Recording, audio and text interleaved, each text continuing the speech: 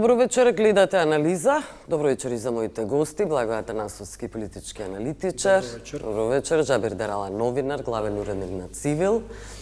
И Иво Ранџеловиќ, политички аналитичар. Одиме веднаш со Филипче. Лидерот на СДСМ бара референдум за Европската Унија. ВМРО-ДПМН повторуваат дека е бугарски пратеник. Што велите? Потребен ли е референдум? И како со ВМРО-ДПМН да дојде до некакво решение, да си подадат рака, да не се навредуваат? Нели говорат постојано за помирување? Така е, тоа е трагедијата на македонската политичка реалност во овие 35 години. Многу пати сум повторувал дека немањето на внатре политички консензус на нашите политички елити околу клучните државни и национални прашања, тоа се прашањата на претходно евроатлантските, а сега европските интеграции, каде што политички биле злоупотребувани свесно или намерно или несвесно за керување на политички поени, ја чинеле Македонија како држави, нам како граѓани, како општество порази во овие 35 години, односно блокирани евроинтеграции. Факт е дека ние имавме голем билатерален проблем со нашиот јужен сосед. Имаме. Со нашиот јужен сосед, да, тоа сакам да кажам. И трпиме нашите евроатлантски, тоа сакам да кажам, и трпиме проблеми околу нашите евроатлантски интеграции. Сега имаме проблем со источниот сосед и врз база на тоа ценам дека нашите политички елити како условно кажано мудри и зрели политичари, одговорни клучниот термин, треба да седнат на заедничка маса и да направат национален консензус како визави таа состојба во која Македонија се наоѓа исправена пред незините блокирани евроинтеграции треба да се надмине, односно во најмала рака е потребно ние да имаме на дневна основа обвинување меѓу политичките елити, меѓу власти и опозицијата, во дадениот случај владеачката ВМРО-ДПМН и опозицијската СДСМ, пред само неколку години владеачката СДСМ, тогаш опозицијската ВМРО-ДПМН, вордингот бил исти со меѓусебно обвинување помеѓу политичките елити околу блокираните евроинтеграции. Сакам да кажам дека здрави политички елити, здрави политички челнители, па ако сакате, многу пати сум го земал примерот од нашиот јужен и нашиот источен сосед, каде што нивните политички елити од левицата и десницата и покрај тоа што нормално како во секоја демократска држава имале разлики околу некои социјални, економски, демократски или било какви теми кога станува збор во политичкиот надпревар за освојување на власта, кога станувало збор околу заземање цврст единствен национален став, например на Грција во однос на така нареченото кипарско национално прашање, прашањето за Македонија, во односите со Албанија, односно на дворешно политичките односи на Грција со незините соседи, ако сакате сега на Бугарија, тие имале унифициран, усогласен став и така се гради, да речам, преговарачка позиција на нормална држава од политички елити кои сакаат да ги заштитат, условно кажано, нивните национални интереси, бидејќи ние цело време како политички елити ламентираме за заштита на нашите национални интереси. Со ваков тип на водење на антиполитика, би ја рекол, антидржавна политика, на меѓусебно обвинување, на едни тотално инфантилни и несозреани политички елити, не само овие, туку наназад овие 35 години, апсолутно мислам дека причинско-последичните односи се тие, а тоа е Македонија да има тотално блокирани односи, па сега да се соочуваме со ваков предлог за одржување на референдум околу европската иднина. Јас не знам, еве да речеме, условно кажано да прифатиме дека треба да има референдум, како ќе гласи тоа референдумско прашање и како ќе биде представено кон македонските граѓани, како политичките елити после ќе водат кампања дали да се гласа на тој референдум за или против отфрлање на тоа, условно кажано, референдумско прашање кое гледаме не ние воопштено, дури па камоли да биде конкретизирано, ние како граѓани да знаеме требале да дадат предлог, бидејќи вака е многу воопштено и многу е, како да кажам, во магла. Јас да треба да се изјаснам како граѓанин и сите ние, дали би сакале да, не знам, прифатиме Македонија и понатаму да се обидува да стане членка на Европската Унија во догледна иднина, да не должам, сакам да кажам дека, мислам дека е тотално несериозно ние после 35 години од прогласувањето на независноста или 20 години од добивањето на кандидатскиот статус, ние денеска на маса да треба да дебатираме некој предлог на опозицијата, ајде да речам во најмала рака дека не е сериозен, да, ама еве опозицијата да наметне тема, наметнува референдум, еве да го прифатиме, а од власта наместо да има исто така сериозен одговор или сериозна иницијатива да се спушти таа политичка реторика на секојдневно меѓусебно обвинување, префрлање на вината врз својот политички противник, дека тие се тие кои биле предавници или да користите вербално вординг бугарски пратеник, мислам дека и тоа е тотално несериозно и со вакви елити Господи ја на помош на Македонија во децениите кои следуваат. Да. Не кажав кошта дека доаѓа следната недела. Добро, Џабир Дерала. Да, ќе се согласи ли моето прашање ВМРО ДПМН околу референдумот и како би изгледало тоа прашање? Да, дали би било стапица некаква? Доаѓаме од организација која има искуство во мониторингот на изборните процеси, референдумот секако дека е изборен процес. И впрочем е и највисок облик на непосредна демократија. И тоа прашање кое го постави како можност лидерот на опозицијата Венко Филипче има своји оправдувања. Зошто? Заради тоа што на ова прашање всушност требаше да одговорат политичките елити, затоа ги бираат граѓанките и граѓаните на избори. Зарем не? Тие требаше да имаат и доблест, и храброст, и способност да ги надминат сите предизвици, а имаа 4 години, од 2022 година е европската рамка. И сега, откако 4 години ние чекаме на некакво разрешување на овој Гордиев јазол, ние сега сме во ситуација навистина да побараме помош од гласачите на земјата и тие да донесат некаква одлука дали треба или не треба и како треба да изгледа тоа решение. Референдумот има своја законска процедура, за прашањето се уште е рано, тоа може да се калкулира, да се шпекулира, да се кажуваат. Добро, но треба. Меѓутоа, баш како предлози, има време за такво нешто.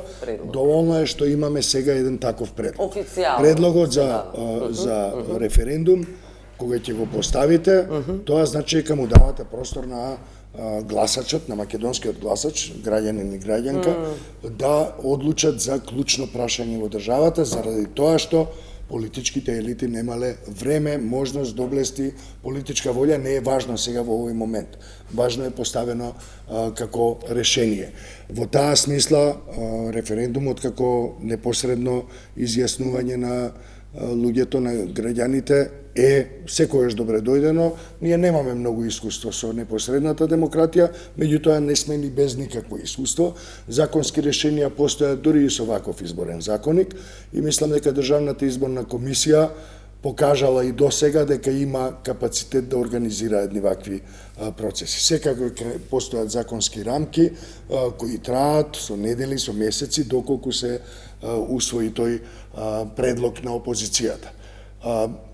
За жал, ние немаме многу време, многу сме назад, меѓутоа, ако сме чекале веќе 4 години, тогаш да им ја дадеме одговорноста на граѓанките и граѓаните, тие да одлучат, бидејќи очигледно е дека политичките елити тоа не можеа да го направат. Да. Ова што го слушнавме пред малку од колегата Благојче, мислам дека доволно кажува за тоа во каква политичка култура, во каков политички амбиент живееме со децении и мислам дека овој предлог и не е така лош ако погледнеме од оваа страна, од овој аспект. Ајде Иво Ранџеловиќ, што велите, ќе се согласи ли ВМРО ДПМН на референдум, какво прашање би било и доколку еве граѓаните се изјаснат за влез во Унијата, односно за преговори со Унијата, ВМРО ДПМН ќе рече ли да? Ќе ги послушали граѓаните? Ќе ве прашам за ова прашање. Зависи од тоа дали е консултативен или е Ќе ве прашам, добро, но дали тоа ВМРО ДПМН да. Би било Навистина не знам што би одговорила владата, меѓутоа како и се што се прави кај нас во Македонија, така и ова. Се е тоа кажано, недокажано, не добро засновано и сето тоа. За да повикате на референдум, треба да имаме јасна слика што бараме ние од референдум. До сега партиите и ВМРО и СДСМ, сите нивни политички агенди во овие 35 години се засноваат на тоа дека националниот интерес е Европската унија. Зошто пред да ги правеа тие програми не го прашаа народот? Зошто токму сега? Тоа е под број 1, под број 2. СДСМ беше на власт и имаше еден горчлив проблем, тоа беше францускиот предлог, кој го протна без да распише референдум. Значи, воспостави обврска на ово општество и оваа политика и секој една влада да спроведе нешто без да го праша народот на референдум. Па и не мора да го праша големи политички одлуки. Да, зошто го кажувам ова? Бидејќи сега е условно кажано неважно дали народот сака ВЕУ или не, кога не имаме обврска која треба да ја спроведеме. Сме требале да мислиме пред да протнеме таа обврска, тој француски предлог, нели, за да евентуално не го протнеме ако нема потреби, народот не сака. И околу прашањето. Еве да си правиме некоја хипотеза дека ќе има референдум, дека народот ќе изгласа да. Тоа не обврзува владата да ги стави бугарите во устав. Значи мора да бидете поконкретни. Ако прашањето е под кои услови, односно дали под услови бугарите да влезат во устав, одговорот го добивме на последните парламентарни избори. Тие беа своевиден референдум. Народот генерално не сака ВЕУ со бугари во устав, тоа е моје мислење. Може сум субјективен, меѓутоа се дрзнувам да кажам. Иначе не би биле такви парламентарните резултати на изборите. Не мора да значи. Не мора да. Има многу фактори во јавноста. За да сама изгубиле. Апсолутно. Меѓутоа, искрено, кредибилитетот ми е нејасен во делот опозицијата сега да повикува на референдум, наместо кога беше многу по-горчлива ситуацијава. И мислам дека референдумот нема ништо да промени, бидејќи тоа народот дали еве да под предпоставка дека мнозинството ќе изгласа да сака, па макар и под услов да ги внесеме бугарите во устав, тоа не зависи од нас. Затоа не ја гледам толку јасната суштина во тоа. Еве 100% ќе изгласаме на референдум, сакаме во и бугари сите не можат да се моето прашање дали ВМРО-ДПМН по тие услови ви се согласиле? Дали се сомневате? ВМРО-ДПМН е јасен, очигледно јасен во последниве неколку денови со таа изјава на премиерот, нели дека по било која цена ние не влегуваме под овие услови. Цена на владата, и за тоа ќе го цена на владата, да, не на граѓаните. Да, ако смеам да искоментирам, па нека се вратиме на тоа. Ќе платат цена. Граѓаните секогаш ја плаќаат цената. Оно што мислам дека ќе остане должна оваа влада на страна раскинувањето на Преспанскиот договор, на страна раскинувањето на добрососедскиот договор со Бугарија и све тоа на страна, ветуваше дека ќе донесе и ќе издействува поповолна преговарачка рамка од оваа. Не велеше дека се откажуваме, ќе се пренасочиме на реформите, овие услови не ни одговараат, тоа го знае уште пред да дојдат на власт. Значи, добивме ветување дека ќе добиеме нова поповолна преговарачка рамка, нели, која очигледно за сега не ја добивме, може ја добиеме многу малку можно, меѓутоа за тој дел мислам дека ќе остане владата должна доколку се пренасочи на реформите и доколку го остави ова све ад акта вакви какви што се преговорите и до таму каде што сме застанали. Да, добро. Ајде за однесувањето може на ВМРО-ДПМН ме интересира, што велите? Ќе ги послушаат ли граѓаните доколку биде одговорот да, сакаме влез во Унијата, прашањето не го знаеме. Да. Зашто може да напишат по цена на македонскиот идентитет? Тоа сакав да кажам. Многу е воопштено сега ова прашање да го дискутираме, бидејќи би било многу по, како да речам, коректно од страна на опозицијата, со наметнувањето на тезата да има референдум дали Македонија треба да се откаже или не од европските интеграции, односно да го продолжи својот блокиран евроинтегративен пат, треба точно да се формулира и референдумското прашање. Е многу суштински да се постави тоа прашање дали македонските граѓани сметаат дека Македонија треба да стане членка на Европската Унија со вметнување на бугарите во уставот како дел од преговарачката рамка. И тогаш ќе видиме ние каква кампања, условно кажано, политичките елити од десницата и од левицата би воделе, бидејќи ние гледаме наназад практиката ни покажувала во овие 35 години со исклучок на референдумот за независност од 8 септември 1991 година, каде што јас нормално како 2-годишно дете не сум можел да следам таа политичка кампања, но по логика на нештата сметам дека сите политички партии, тогаш веќе регистрирани политички партии во повеќе партискиот систем во Македонија, воделе агенда за гласање на независност. На другите два референдуми, а тоа е референдумот за територијалната организација од 2004 година и референдумот за консултативниот референдум за Преспанскиот договор од 2018 година, ние видовме тешка поларизација помеѓу политичките елити, каде што на тој референдум бидејќи јас го чувствувам референдумот еден вид на граѓанско изјаснување, а не како трка на политичките партии за власт.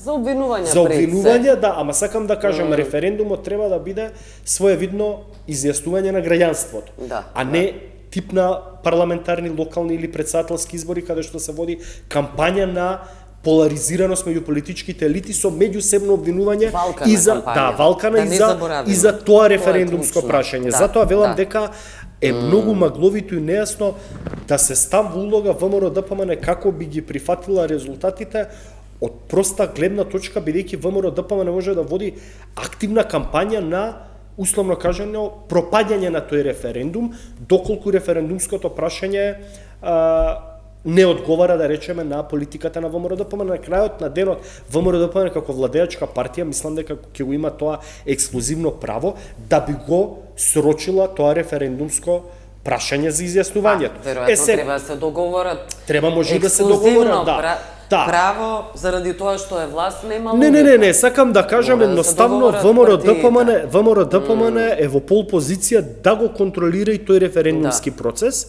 И сега може прашањето да биде многу и манипулативно. Граѓаните на сите анкети на испитувањето на јавното мислење околу повеќе од 70, некогаш били повеќе од 80% се за влез во Европската унија, но тука е цаката, како да кажам, кога ќе се спомене со условот да се вметнат бугарите во уставот, тогаш доаѓаме до сосем обратна слика каде што 80% да речеме од граѓаните се па против влез на Македонија во Европската унија под тие услови. Особено ако одиме ние по етничка диференцијација, мнозинството од етничките албанци се за членство на Македонија во Европската унија согласно одредбите од францускиот предлог, скоро 90% и повеќе од етничките македонци се против. И ние влеговме во една фаза во блокирани евроинтегративни процеси во која имаме и етничко подвојување во однос на тоа прашање што е круцијално и суштинско, бидејќи велиме дека Европската унија е со исклучок на политичката партија Левица во политичките програми, па ако сакате и статутот на сите наши политички партии, каде што секоја политичка партија безусловно Македонија гледала како членка на Европската унија во догледна иднина. Сакам да кажам, ако стратешки интерес на нашите политички елити овие 35 години е Македонија да стане членка на Европската унија, тогаш тие сите до една од сите политички партии, политички елити се одговорни веднаш промптно да седнат на маса, да ги тргнат нивните ситно партиски секојдневни кавгања и препукувања, бидејќи ние доаѓаме до една точка на вриење, каде што, ајде на ова ќе се надоврзам, ќе кажам дека гледаме повторно отварање на некои сензитивно, условно кажано, болни етнички теми, кои сензибилизираат јавност, односно протестите на студентите, што се етнички албанци кои бараат полагање на правосудниот испит на мајчиниот албански јазик, и веднаш тоа како баук се пренесува, се хистеризира во медиумите, па ние повторно отвараме етнички теми, па доаѓаме до ситуација на изјави на политичари, етнички албанци или политичари од така наречениот етничко-албански политички блок кај нас, кај што вела дека ние со македонците не може да живееме во иста држава, не може. Значи, повторно ние се перпетуираме и се враќаме наназад 2 децении во, да речам, 90-тите години, кога се воделе дебати дали македонците и албанците треба да живеат во земјичка. Не, па кажете го, еве го, национализам или национал шовинизам или популизам, односно сакам да кажам, блокираните евроинтеграции неминовно доаѓаат до имплодирање на некои етнички теми, а Македонија е, да речеме, држава со специфичен етнички композит на заедници. И ние во минатото сме виделе како и сме искусиле на наша кожа како држава и општество, како тоа сме го пребродиле, да речам, во овие децени, за да се уште останеме унитарна држава. И место ние да си го поставиме прашањето, дека децении нанапред, ако дозволиме да имаме блокирани евроинтеграции, аналог на тоа ќе биде отварање повторно на етнички теми или отварање на прашалникот дали Македонија треба да остане унитарна држава или треба да се размислува за, не знам, рекомпонирање на политичкиот и уставниот карактер на Македонија, ама сето тоа да ја одзема енергијата на ово општество, ние гледаме денеска повторно обвинување од политичките елити на власти, политичките елити на опозицијата за тоа кој е предавник, кој е патриот. Не можам да поверувам како не се свесни тие луѓе кои ја водат оваа држава или ја водале оваа држава, дека они се играат како со државата како мало дете со играчка во своите раце и како немаат грам чувство за одговорност дека водат една држава макар со се уште останати 1.700.000 граѓани и дека ја водат на работна безната од тоа дали може оваа држава да пропадне и да биде институционално пропадната и распадната држава како еден вид на последна дупка на Балканот или Молдавија, или треба да ја трасираат и да ја стават на патот на шините, конечно Македонија да биде држава која ќе биде и ќе заличи на пристојно и достојно место за живење, од типот на една Црна Гора, да ја речем, која ни е најблизок случај на Балканскиот полуостров, каде што по сите нели изјави на челниците од Европската Унија или по сите најави треба да стане нова 28 земја членка на Европската Унија. И ќе завршам само да кажам дека и Црна Гора исто така како нас има мултикултурно, мултиетничко и мултирелигиозно општество како држава и како нација, односно и таа поминала низ некои своји фази на државно правниот развој преку турбуленции со, како да кажем, запазување на сите етнички заедници, но нашле политичките елити некој внатрешен национален консензус, место етнички да се раслојат, тие како држава да станат полноправна членка на Европската Унија. Добро, околу интересот, државниот интерес, ете, толкому за и Благој Атанасовски за тоа говори кога ја спомнува Црна Гора, конечно и Албанија на тој пат. Ќе работи ли ВМРО ДПМН на пропаѓање на овој референдум? Значи, прво ние треба да направиме еден чекор назад и да погледнеме за што всушност се работи. Што уставните измени предвидуваат, зошто се бараат уставните измени. Дали ова е бугарско прашање или е европско прашање, дали е билатерално или е наш однос кон Брисел. Ние тоа во јавниот дискурс и во политичкиот дискурс го немаме поставено јасно пред граѓанките и граѓаните. Ние не сме ја подготвиле јавноста и мислам дека тоа е еден од најголемите проблеми во изминатите. Живееме во една токсична атмосфера, точно така, тројачница, одличен избор на зборови и многу точен, се работи за тоа дека ние во овој момент не можеме да извлечеме вистински одговор кој, зошто, како, кога и на кој начин може да го надмине овој проблем, заради тоа што прво е токсично, второ е доведена до абсурди целата и политичка и јавна сцена и сите процеси се доведени до ниво на абсурд. Едноставно, вие имате ситуација во која што луѓето не знаат точно на вистина зошто постои овој проблем. Веќе 4 години се труби за тој француски предлог, се работи за европска преговарачка рамка. Ние немаме работа со Софија. Можеби сме имале претходно. Ние веќе 4 години имаме работа со Брисел. И тоа ни го кажува многу елегантно и Бугарското министерство за надворешни работи, си ја пера и одговорноста од сите тие претходни постапки и однесувања. Зошто? Заради тоа што едноставно ние имаме ситуација во која јавноста се доведува до заблуда, а мислам дека дури и дел од политичарите не знаат точно каде се наоѓаат.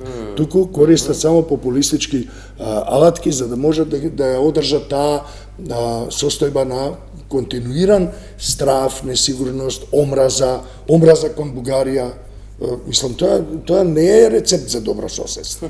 Вие ако имате во јавниот дискурс толку многу омраза кон одредена нација или кон соседна држава, тоа во 6-тиот кластер ќе паднете, па не знам која држава да е во прашање и не знам каков услов да се работи. Знаете, ако одиме кластер по кластер, она што премиерот господинот Мицкоски постојано зборува за тоа дека ако добиеме гаранции дека нема да има други условувања. Видете, ќе имате условувања. Тие условувања можеби нема да дојдат од Бугарија во следната фаза. Можеби ќе дојдат од Брисел, можеби ќе дојдат од некоја друга соседна држава. Добро, секогаш тој мисли на идентитетот. кога Мора да се каже честно. Едноставно, Само за тоа говорат ако тој мисли на идентитетот, и само на идентитетот не е прашање на европската рамка. И тука треба да го разјасниме, толку едноставно колку што звучи. Во европската рамка не се поставува прашање за македонскиот идентитет, јазик, потекло и така натаму. Нема такво нешто. Добро, историската комисија работи, а историската комисија е сосема нешто друго. Во историската комисија не членуваат лидерите на политичките партии. Не членуваме ни ние, јас колку што знам. Знаете, ако се работи за идентитетот, и тука треба да ставиме една точка, да повлечеме една дробна црта и да кажеме, чекајте малку, за кој идентитет зборуваме овде? Бугарите немаат врска повеќе со ова прашање. Европа никогаш не го поставила прашањето на идентитетот на Македонија, на македонците или на македонскиот јазик. Да. Историските комисии се тие кои работат и може да работат и со децении. Не е проблем. И ние од време на време да се забавуваме со резултатите околу тоа. Значи, а од друга страна гледано, ако се влезе во процедура на референдум, тогаш знаете постојат институции кои ќе си ја завршат таа работа. Од политичка гледна точка ќе има кампањи отворени, официјални, ќе има скриени кампањи, ќе има бойкотирачи, сигурен сум, ќе има и други ентитети, ќе има про, ќе има контра, и тоа веќе спаѓа во една релативно нормална или баш нормална политичка атмосфера која се создава во тек на кампања во пресрет на референдум или избори. Не е нормална никогаш кампањата.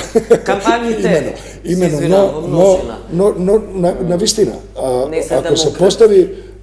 ако се постави референдумот на дневен ред, се усвои како можност за решавање на овој јазол, тогаш ќе има и партии кои што ќе го спречуваат, ќе го отежнуваат патот, ќе го олеснуваат, некои ќе гласаат, ќе навиваат, некои ќе повикуваат на бойкот и така натаму. Но тоа навистина не е важно. ВМРО-ДПМН е на власт, ги има сите полуги за спроведување и ја има способноста и искуството за да спроведе некаков било каков изборен процес, нека е тоа и референдумско прашање на волку чувствително прашање, кое самите го направија чувствително.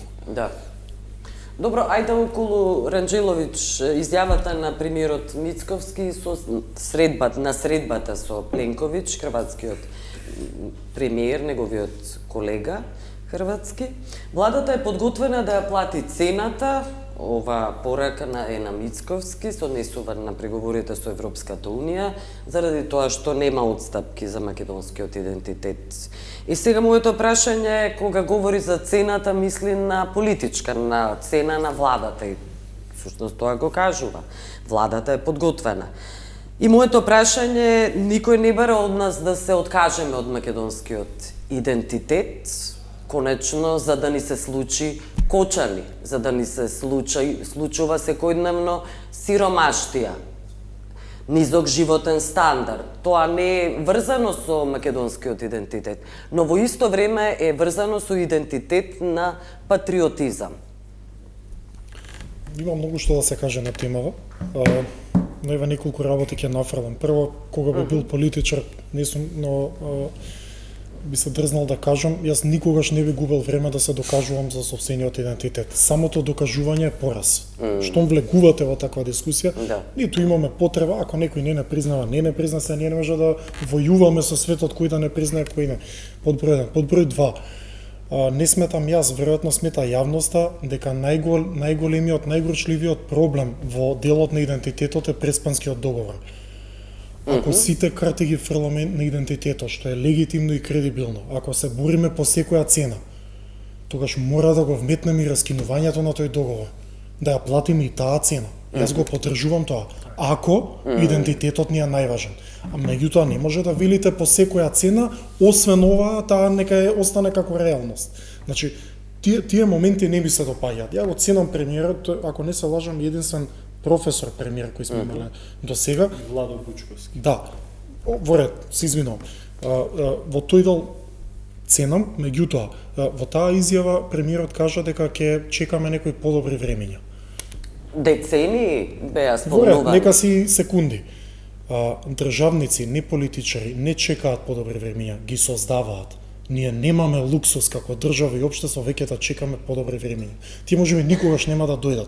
Меѓутоа, паралелно, во меѓувреме, најголемите потенцијали, младите се селат од државата, корупција цвета, не се случува тоа што не се случува, што правиме со сето тоа. Значи, немаме таков луксус да чекаме. Ние ве гласаме и плаќаме за да создадете подобро време, не да го чекаме. Јас сум вечерва викнат како аналитичар. Така, јас не сум, мојата одговорност овде не е да прераскажам што се случува, да го променам тоа што се случува со тоа што ќе го кажам. Така и политичарите, тие го создаваат контекстот. Контекстот не паѓа од небо. Бидејќи ако падне од небо, ќе ви се нацртаат Бугарија, Србија, Албанија, Америка, Русија и така натаму, па ќе ви диктираат. Затоа создавајте го контекстот. Ако не можете, постои оставка. Значи, не е крај на светот да не успеете во нешто, нели? Тоа е второ. Сметам дека цената која и да е, каква и да е, нормално. Јас не мислам ни дека политичка цена плаќаат политичарите во Македонија, освен до некаде претходниот премиер Зоран Заев со тоа што го промени името, навистина отиде замина во политичка историја, барем формално. Меѓутоа, денес министриве, пратениците, сите имаат странски пасоши, добро се обезбедени, може да од каде сакаат, што се лесно е да платите таа цена. Што ќе прави народов, каде ќе оди? Значи, Тоа не е цена. Да, такви Воопшто. во тој дел навистина не се согласувам и со уште една работа не се согласувам, тоа е во делот на Атанасовски што ја кажа композитот на ова општество Црна Гора. Ние не можеме да креираме надворешна политика врз база на тоа да не ги лутиме малцинствата. Така држава не се води. Значи, кога има национален приоритет, во тој треба да се интегрира, па до некаде ќе се дрзнам да кажам асимилира секое малцинство во било која држава, бидејќи национален интерес не го тангира интересот и правата на малцинствата, туку интересот и правата на државата. Значи не може вас како ви одговара како малцинство и во тој дел, бидејќи претпоставам алудира на албанците мора да се носат со тоа во Македонија. Едно е да збориме за правосуден испит на кој јазик ќе го полагаме, друго е кога станува збор за национален интерес, кој во моментов и кај албанците и кај македонците е неспорен веројатно, а тоа е Европската унија. Значи малку потрезбено во тој дел, бидејќи на крајот на денот во Црна Гора нема протести, правосудниот испит на српски се полага, на црногорски. Нема таков притисок, нема такви барања. Значи не е исто, ама не е исто. Со тоа ќе завршам. Да, добро, одиме со реклама. Останете со нас. Добро, се враќаме во анализа. Може ли сега Џабир Дерала околу цената за која вели владата е подготвена да ја плати цената Мицковски, не мислејќи при тоа дека граѓаните ја плаќаат, еве и Ранџеловиќ. Добро, тоа што го слушнавме и пред блокот на рекламите е малку проблематично заради тоа што оваа земја има свој устав, своји закони, своја композиција која има и историски гледано и од пред осамостојувањето и по осамостојувањето една композиција која едноставно не трпи такво гледање на малцинствата, затоа што вие ако кажете ќе ги асимилирате малцинствата во служба на националните интереси, тогаш можете да кажете многу едноставно, ќе ги проголтате сите граѓанки и граѓани и ќе ги филтрирате по тоа кој што е по етничка припадност и тоа што ќе важи за вашиот национален интерес, ако не важи за некој што има во крвотокот поинакви бели крвни или црвени крвни зрнца, тој е граѓанин од втор ред. Мислам, тоа може да биде малку опасно размислување, особено во балкански контексти. Да се почитува државата и... цивилизацијска смисла на добро, зборот, мислам дека тоа беше идејата на Ранџеловиќ. Така, да не се заборави во која држава, но реплицирате ако сакате, добро? Треба да бидеме внимателни во формулацијата на тие. Внимателен, затоа што јас искрено ги вадите од контекст. Се изненадив од се извинувам ако сам жалам ако е така, да, вака. Значи јас кога велам прво го ставив под знаци на навод, а и не се правдам, немам потреба тоа, не да асимилираме малцинства. Меѓутоа, не може да дозволиме диктатура на малцинство во било каков композит на држава. Мора да се најдеме на средина, во најмала рака. Не може да исполнуваме нечии желби, а кога ни одговара да велиме ние сме во оваа општина мнозинство и бараме права. Видете, не зборам за албанци. Нити срби смеат да политичари со српско потекло во Македонија да седат со Вучич да им прави агенда, нити албанци да седат со Раме и Курти. Тоа е незамисливо. Тоа е труењето на народот кој го зборувам. И македонските политичари 5 пати повеќе го прават тоа во рамки на оваа држава со труење и манипулации. Меѓутоа, се додека овие нешта, и убаво е што ги зборуваме, уште побаво што не се согласуваме, мора да ги изнесеме пред јавноста. Бидејќи што повеќе ги криеме, проблемите само се зголемуваат. Што сакам уште еднаш да кажам? Национален интерес мора да се негува, не ради тоа што македонците се мнозинство, за да опстане државата. Не можете вие, додека се бориме со француски предлог, Али Ахмети да седнува со бугарскиот амбасадор и да прави политика. Не е убаво тоа. Тоа нема никаква додадена вредност. Истото важи, ако не знам, сегашен Стоилковиќ седи со Вучич или така Македонија не може да опстане. Така не ги негувате националните интереси. Може да излезете и да кажете, мојата партија, моето гласачко тело, ние албанците, ние босанците, ние турците сме за ова или за тоа. Меѓутоа, кога државата има позиција, вие мора да се борите заедно со државата, ако сте дел од неа. Бидејќи од една страна велите, ние сме државотворен народ како малцинство во оваа држава е наша, ние не сме дојдени, меѓутоа, ако не ни одговара ова, војна ќе правиме.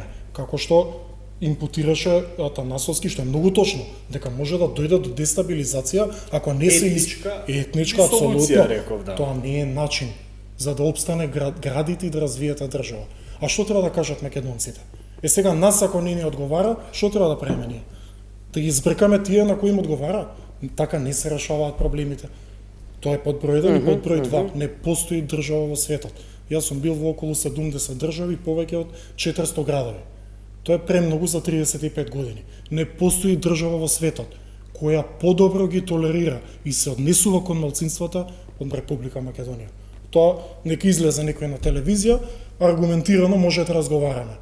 Значи тоа апсолутно нема никаде. Толерира може би лошо избран збор. Сега не ги мерите зборовите, еве, уживаат малцинствата права како во Македонија. Слободно нека дојде американец овде на телевизија, русин, кинес и така натаму.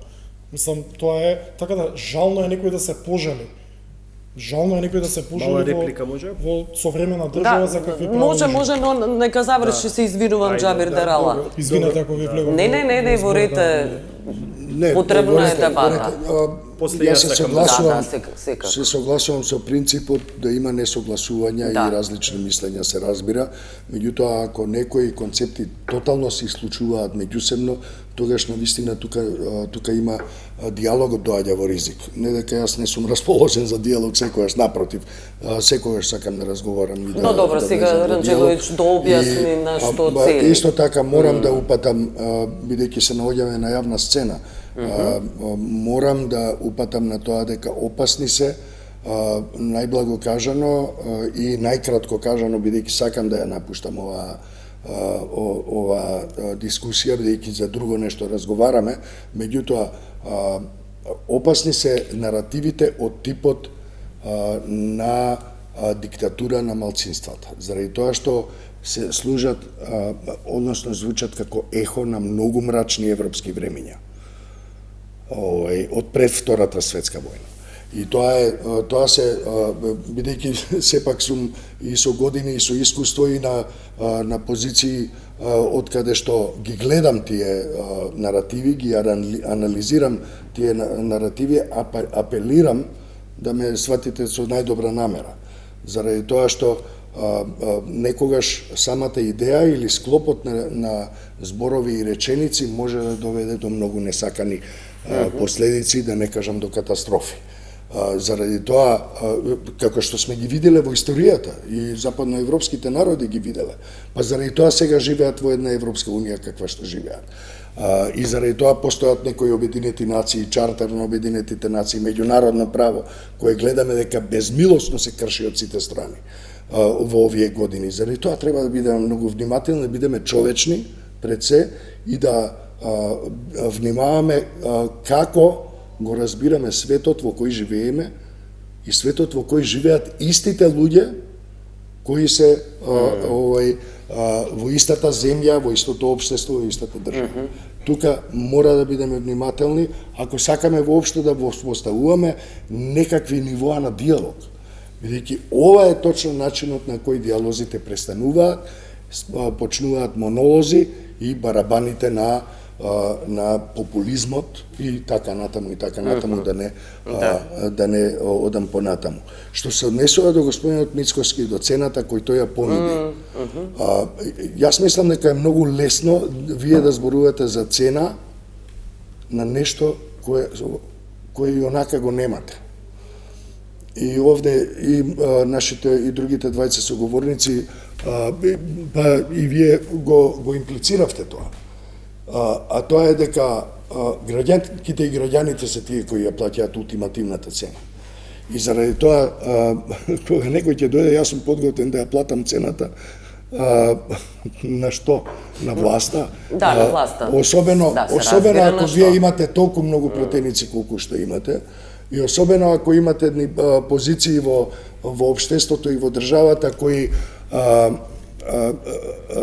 не се поминати низ фаза на реформи, иако велите дека сте ги реформирале, сите реформи се завршени, ништо од тоа не е завршено. Знаете, имате позиција во која можете да го зборувате тоа. Лагодно. Едноставно, лагодно можете да кажете, јас сум спремен да ја платам цената и да се симнам од власт ако треба. И да сака господинот Мицкоски да се симне од власт, сега не може. Добро, и не е некоја цена за која треба да се жали. Па и впрочем, да, е најдобро. Особено во Македонија. Може, Благоје Атанасовски, сакавте да реплицирате ваш? Да. Ќе одговорам конкретно за цената, бидејќи тоа ви беше конкретно прашање. Да не должам многу, мислам дека сум прво повикан да дадам мала реплика, бидејќи мислам дека од моето излагање и искажување излезе оваа интересна дебата меѓу Рангеловиќ и Дерала. Сакам да прецизирам, исто така да не бидам погрешно сватен.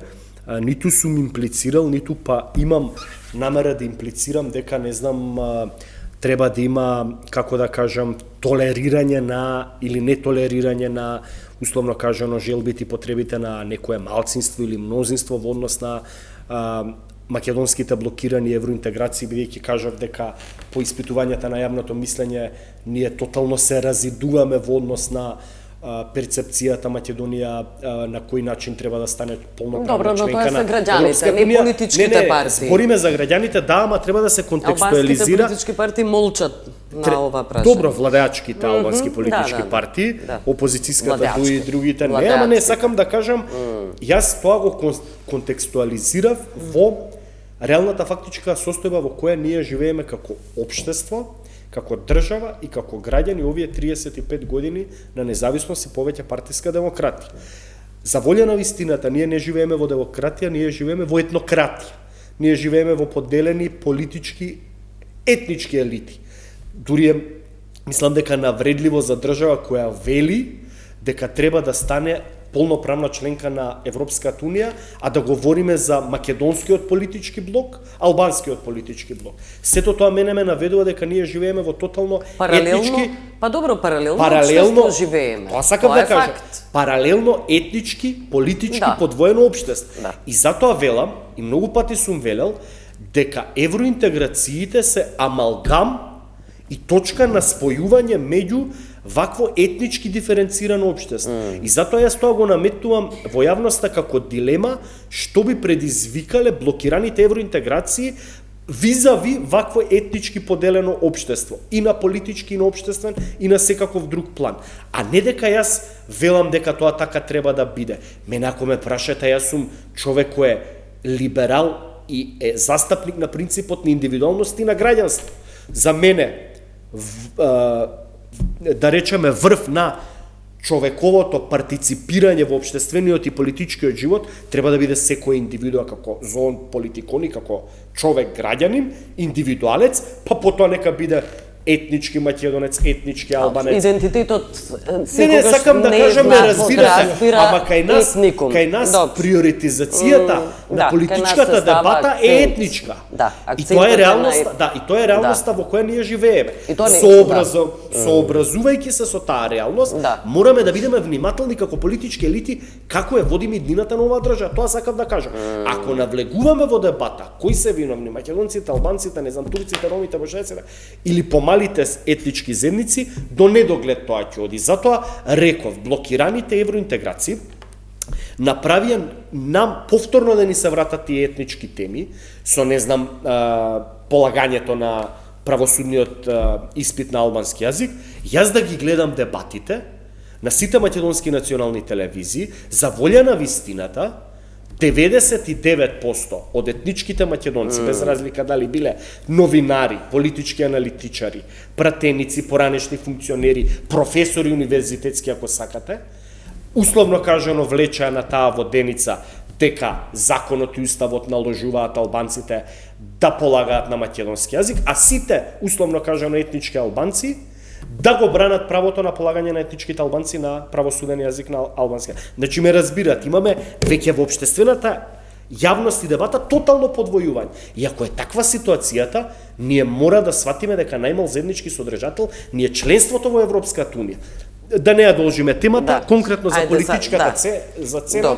Еве цената може и да ви кажам, во ова што го говорам, одговорот може да се формулира и така. Ова е цената. Па ова е цената. А не власта на Мицковски. Па власта на Мицковски, видете. Не, губење на власта на Мицковски. Ама сега, јас мислам дека, јас мислам дека во нормална, цивилизирана и европска држава во која пожелно е да се губи власт. Не е само пожелно, тотално нормално. Во демократија е нормално е, па пожелно во демократски политичката цена, па јас ќе ви кажам, политичката цена, како што каже Ирангеловиќ пред малку, е тоа што тие плаќаат, јас не знам каква политичка цена плаќаат, ама еве, како што кажа Рангеловиќ, нелагоден милионерски живот. Раскошен милионерски, добро. Или премиерот многу милува да каже дека нели многумина од македонските политичари влегле од голтари и станале милионери благодарение преку нивната партиципација во македонската политика, со кое што ја апсолутно се согласувам, но велам дека тоа се луѓе од СДСМ и од ДУИ, од ВЛЕН и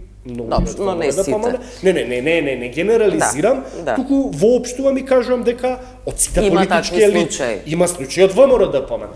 И таа е политичката цена која плаќаат нашите политичари кои би паднале од власт. Да ги немаат сите тие удобства и тој лагоден живот, да немаат честа на, не знам, службени картици, возила и да живеат живот луксузен, што е незамислив за обичниот и просечен македонски граѓан. Инаку еве, за да ви одговорам, на пример, политичка цена која под наводници ја платила поранешната градоначалничка на вториот по големина град во Шведска, Гетеборг, која ги изгубила изборите од низината политичка партија како кандидат за градоначалник за втор мандат, таа се повлекла од политиката и станала шофер на меѓуградски автобус и кажала дека живее многу помалку стресен живот. Сакам да кажам, ако нашите политички елити не сватат дека се обични смртници и дека така треба да се однесуваат, а некога ќе седнат на функцијата, се однесуваат како богови, па треба да се блокираат сите сообраќајници во Скопје кои идат на работа, тогаш на вистина ќе бидат исплашени за политичката цена која плаќаат. Но на крајот на денот, прашањето не дали се плаќа политичката цена нашите политички елити, туку прашањето на крајот на денот е каква цена ќе платат граѓаните плаќаат и каква плаќаат, всушност убаво кажавте, овие 35 години. Ајде околу шпионската афера,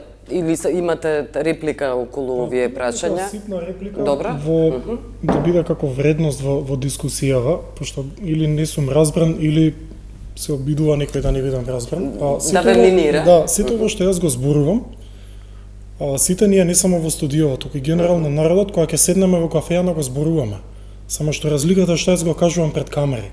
Може тоа звучи за некого како темен наратив, за некого дека не сум го разбрал, меѓутоа сега ние тројцава да отидеме во кафејана, знаете што ќе биде мобетот? Така е, ама не може така пред камери. Јас не сум таков човек. Немој да ме замерите. Конкретно кај Благојче. Ја реков, имплицирате дестабилизација со која констатирам дека е точна и се согласувам. Бидејќи велите, ако не е членството во ЕУ, може да дојде до некаква дестабилизација и тоа е 100% така. Во Македонија е многу веројатно, не може би може. Така, јас на тоа констатирам дека не може врз база на тоа како приоритет да креираме политика. Нема потреба да се правдате за тоа, кажа живо не се согласувам. Тоа е едното и второ. Јас не слушнав, господине, од вас никаков против аргумент за моето мислење. Само слушнав дека ми е теменен црн наративот и дека во историјата било така како што било. Луѓе со мој наратив да водат држава, ресурси, средства, институции во држава, за малку подобра ќе биде држава. Јас немам против никое малцинство ништо, нити пак тоа ми идејата. Меѓутоа, еве јас имам да речеме по некоја сугестија на презимето некакво српско потекло. Ако луѓето како мене во Македонија со српско потекло како малцинство имаат за идеја да се отцепат од Македонија и да се приспособат со Србија, тоа не значи сега оваа влада или некој идна да ги послуша и да ја креира политиката врз база на нивните барања. Или ако мнозинството македонци не се согласуваат со тоа, треба да се срамат и црниме наративот. Во секој аргумент го кажувам во добробит на државата. Секој еден ќе биде или навреден, или ќе се согласи со тоа, или нема да се согласи, или пофален. Не можеме сите да се согласиме. И јас, како лично мислење, може не сум во право, националниот интерес го ставам врз интересот на било кое малцинство, па и мнозинството во државата. Се работи за државата. Има работи, во една дебата зборевме со Благојче, кај што он кажа, дека има работи кои не може една влада да се поистоветува со народот. Мора да ги реши сама. И со тоа се согласувам. Значи не може све да оди на референдум. За некои работи потребно е знаење, не треба мислење, потребно е искуство, знаење и така натаму. Храброст, немете да забравите. Храброст. Сега, ако таа одлука на непоистоветување со народот ќе одам подлабоко или со малцинствата, или не им оди во прилог, што треба сега да направи една влада? Да него донесе како ситуација толку на страна сите тие квалификации во делот на претседателката и шпионажата. Само еве да ја цитирам па за да имате, да. Зошто претседателката Силјановска, како вели таа, сите информации ги добива на хартија, како да не постои електронска комуникација и електронски документи, освен што отврла дека е воопшто можно. Веројатно има и резерва, предпоставувам, дека не е сосема сигурна дека е невозможно тоа, но ова ме интересира зошто така изјавува. Што велите вие? Имате ли објаснување? Да, имам мислење. Односно, не ми е се уште јасно зошто претседателката не го искористи правото на суспензија на овие луѓе врз база на основно сомнение за сторено кривично дело шпионажа. Тоа ви имате таква алатка, зошто? Затоа што тие луѓе, да, може и се невини, може и се виновни, не знаеме. Меѓутоа да си дозволите паралелно да одат на работа, а постои основно сомнение дека нешто направило од обвинителството, врз кое при тоа вие сте одбрале обвинител, ми е навистина несватливо. Еве да кажеме, не дај Боже да докажа дека тие луѓе се виновни. Што правиме со овој период од денес до тој период, тие може и понатаму злоупотребу. Да, значи, чекајте малку, председател, институција, не зборуваме сега за Силјановска се разбира. Да, кој да е председател институција, не збориме за пилјара во мало, па дали некоја краде касата, зборуваме и ова се сериозни обвинувања, мислам шпионажа и така натаму, и мислам дека можеби покоректно е да ги суспендира тие луѓе, да го искористи тоа право, па доколку се докаже дека се невини, нека продолжат. И да објави на јавноста, да го објави, се разбира. Тој дел навистина не ми е јасен, бидејќи самата можеби на себе се штети како институција, не толку како личност, и не дај Боже да излезе некоја посериозна работа од сето ова, можеби наштетили на државата. Дали воопшто ќе дознаеме дека ќе излезе посериозна работа, посериозни информации, заради тоа што знаете и сам, обвинителството го обвинува МВР дека крие снимки од камерите. Добро, самиот ја работам темава, во тек ми е едно истражување, во комуникација сум со институциите кои молчат, освен Агенцијата за разузнавање која одговори во рок од неколку часа на моите новинарски прашања, односно на едно од трите, одбра да одговори само на едно од трите прашања, на две елегантно премина преку нив, додека другите институции кои добија новинарски прашања од нашата адреса, меѓу кои кабинетот на премиерот, кабинетот на председателката, како и други, да не ги наведувам сега, да не испадне дека правам, дека ги ставам на тапет, тоа ќе си го направам, нели, во мојата новинарска работа. Работата е во тоа што ние сме во многу сериозен случај. Ова е афера која било која земја во светот би можела да ја затресе многу сериозно. Конечно во светот. Имаме, меѓутоа, ако може да евоцирам само еден дел од мојата работа во изминатите неколку дена, меѓу другото дојдов и до некои документи. Само имаме уште некоја минута заради тоа, може ли само да го евоцирам, ова е афера која се однесува на шпионажа против НАТО, насочена против НАТО.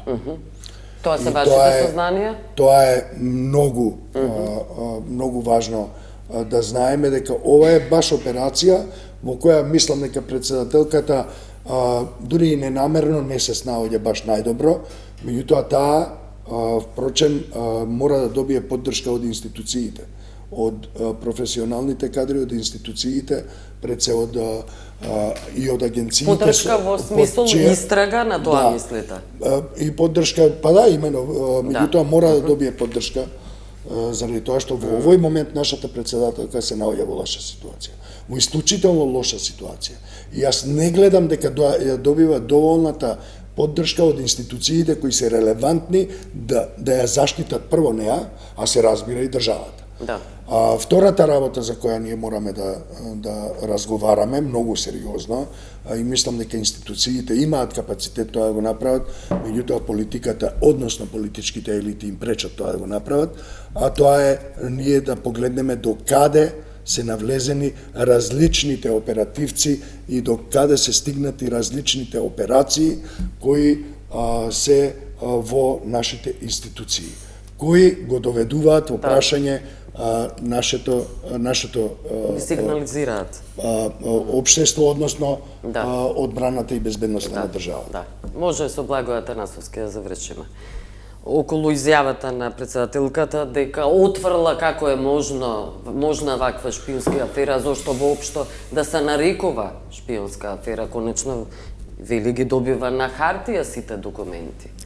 Па би се воздржал од чиста култура да ја коментирам изјавата на председателката. Нема доволно информации, можеби. Нема може и доволно информации, но да не должам, веројатно би бил сличен или компатабилен одговорот мој со тој на Дерала, дека во сериозна држава, со сериозни пред се разузнавачки безбедносни институции, држава која е членка на НАТО и вели дека е горда членка на НАТО, дека ги споделува вредностите на најголемата воено-политичка алијанса во светот, каде што предводник на таа воено-политичка алијанса се Соединетите Американски држави, па тие нели се нам најголемиот стратешки партнер, како држава членка на НАТО, особено ако има шпекулации и индици дека се правила под наводници шпионска афера во председателскиот кабинет, во кабинетот на институцијата председател на Македонија, каде што се земале, условно кажано, класифицирани информации, за да бидат под наводници потоа тргувани со членка која не е на НАТО. Русија? Па да, еве сега сакам да кажам, да, тие се информациите, но бидејќи нашите институции на систем, Министерството за внатрешни работи, Агенцијата за национална безбедност, не знам, Агенцијата за разузнавање, кои сакате, ако сакате, направите сплет од институции кои треба да бидат нели инволвирани во разрешување под наводници на овој скандал. Не сакам да велам дека не се заинтересирани, ајде да го употребам тој термин, немаат доволен институционален капацитет да ја разрешат оваа дилема и да не биде фрлена дамка на тој случајот дека не имаме шпионска афера, односно да не се перпетуира во јавноста како некоја, како да кажам, паук или магла околу институцијата председател, бидејќи станува збор за нарушување на реномето и угледот на институцијата председател пред се, на крајот на денот се става под сомнеж и капацитетот на Македонија како држава членка на НАТО, дали би можела да ги исполнува своите, условно кажано да речам, заложби и да биде едноставно институционално стабилна држава во која нема шпионски кртови или глодари, како што би рекол премиерот, да продруваат во нашиот безбедносен систем и да бидат шпионирани нашите највисоки државни институционални представници, а тоа во моментов е случајот кабинетот на институцијата председател на државата. Добро, премиерот рече заборавајте оваа афера, нема да ја забораваме, че имаме многу дебати и завршуваме Џабер Дерала. Да, че имаме следни уште многу дебати. Благодарам што не гледавте, пријатно. Благодарам на моите гости.